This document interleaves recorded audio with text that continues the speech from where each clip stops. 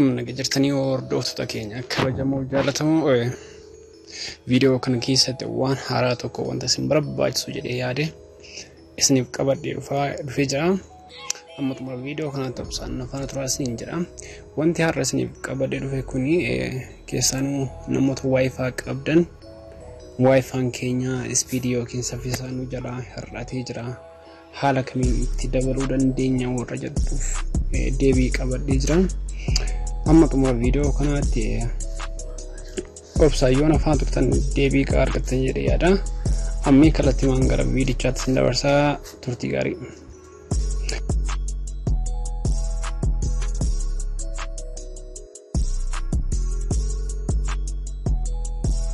Egaa akkuma beekamu wifi yeroo fayyadamnu wifi'n keenya sababa adda addaatiin saffisni isaa nu jalaa hir'achuu danda'a. Saffisaan immoo wanta nu jalaa hir'isan keessaa namoonni garaagaraa wifi keenya fayyadamuu danda'anii namoota nuti hin barbaanne yookiin eeyyama kennaan alatti wifi keenya keessa seenanii fayyadamaa jiraatan haala kamiin yookiin akkamitti adda baasnee beekuu dandeenya. Akkasumas namoota saniin haala kamiin ofirraa biloog gochuu dandeenya kan jedhudha kan isinitti agarsiisu. Jalqaba irratti appilikeeshinii tokko jira. Appilikeeshinii kun maqaa isaa gara boodaa irratti isinitti hima. Iddoo daawunlood godhattanis gara boodaatti isinitti hima. Appilikeeshinicha kana bannaa. Appilikeeshinicha kana erga bannee booda haala kanaan nuuf banamuu eegala jechaadha. Appilikeeshinichi kun iddoo halluu booraa sana yookiin mallattoo keelloo kanarra gaditti kana haala kanaan Can you start a business for as low as $100?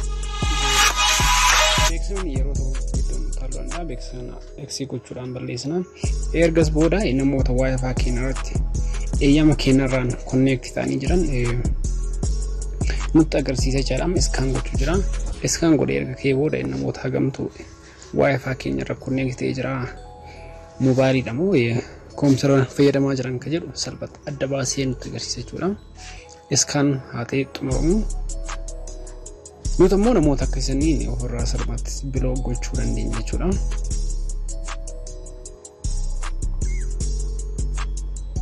Egaa haala kanaan banama 7568 dhibba erga guutee booda namoota wifi keenya irratti connect ta'anii jiran salphatti adda baasee nutti agarsiisa jechaadha. Amma kun wifi'n kooti walumaa galatti amma kun kana fakkaataa namoota hagamtu wifi keera connect ta'ee jira akka jedhudha. Fakkeenyaaf amma asitti argaa jirra. MAC address isaanii wajjin kaa'ee jira. MAC address isaanii wajjin kaa'eera. Inni xumuraa jiru kun your address dha, your device dha. Kun moobaayiliin kooti. Inni kun ammoo routeridha. Kun routerii kan kooti. Inni kun ammoo kompiitara, kun ammoo moobaayila kan koofa biraati. Walumaatti moobaayila wanta haganatu irra connect ta'ee jira. Fakkeenyaaf moobaayila isaa kana irratti kan jalqaba irra jiru kana wifi keenya irratti eeyyama kennaan ala fayyadamaa jira yoo ta'e nuti ammoo iddoo kanarratti hubanna. Erga tuqnee booda MAC address isaa argannaa jechaadha.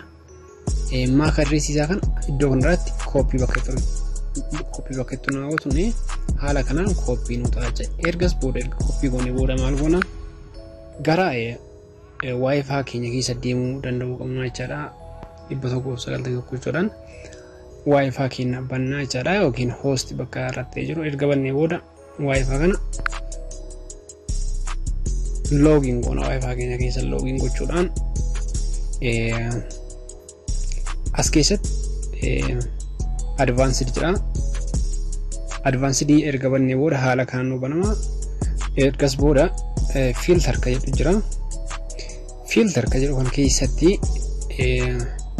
asitti maqaa isaa asii waan ta'e barreessina. Biloog goona. Achiin duubatti immoo MAC address itti barreessina yookiin ammoo MAC address filter ka jedhu kana iddoo kana keessatti barreessuudhaan biloog goona jechaadha. Ergas booda gaafa biloog goonu reject bakka itti walitti godhan gaafa biloog goonu submit gaafa jennu moobaayilli sun haa ta'u kompiitarri sun salphatti wifi keenya gubbaarratti hin hojjetu jechuudha. Yookiin ammoo wifi keenya irratti connect ta'ee saffisa wifi keenya nu jalaa hin xiqqeessu jechuudha. Yookiin namni eeyyama keenya malee wifi keenya hin fayyadamu gonkuma wifi keenya keessatti cabseellee usuun hin beekne isiniitiin fayyadamu jechuudha. Haala kanaan saffisa wifi keenya gaafa xiqqaate haala kanaan yookiin amma adeemsaan amma isinitti hime kanaan salphamatti to'achuu dandeenya wifi keenya jechuudha. Waan hordoftaniif galatoomaa nammoo aliifuudha. Channeliin kootiif haarawwata subscribe godhii viidiyoo biraan kan barnoota biraa qabadee isin dhufa. Aappiin amma isin hojjate kun waan wifi jedhama.